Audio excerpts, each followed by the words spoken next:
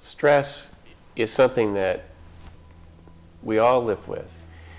And one of the things that we know from Western medicine is that stress itself can become an illness.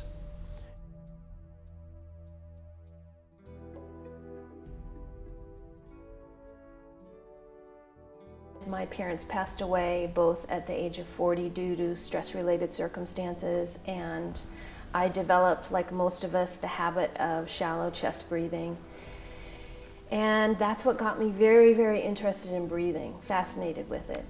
And I studied it, researched it, developed it, shared it with others, got inspirational stories from others from it. And that's what created the tools in practical centering. They're excellent for mental clarity, concentration, and focus. Get rid of mental sluggishness, or let's say negative thoughts that creep into your consciousness. One example was a wheelchair-bound gentleman that I worked with in a pool. And I used visual imagery and the foundation exercise to help him move his abdominal muscles. And he started crying. And the reason why was because he found through the power of visual imagery and his mind-body connection that he could actually move part of his body.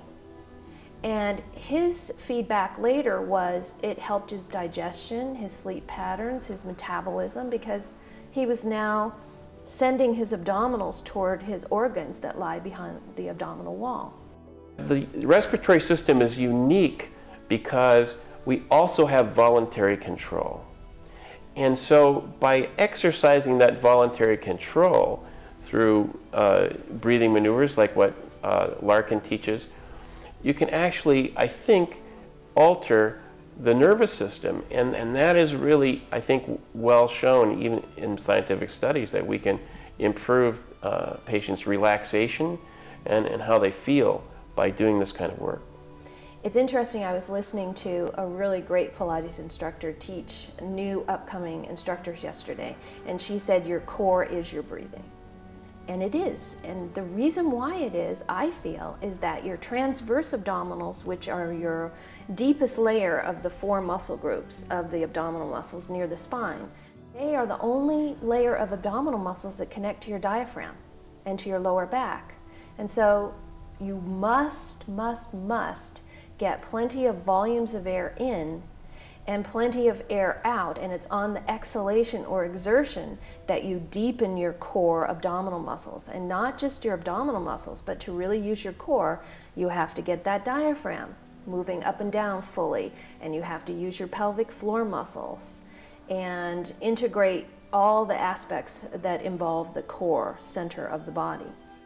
The idea of stopping in the middle of what you're doing, in the middle of that chaos, and going outside and taking a long, slow breath, that's something that could really give your life a reset.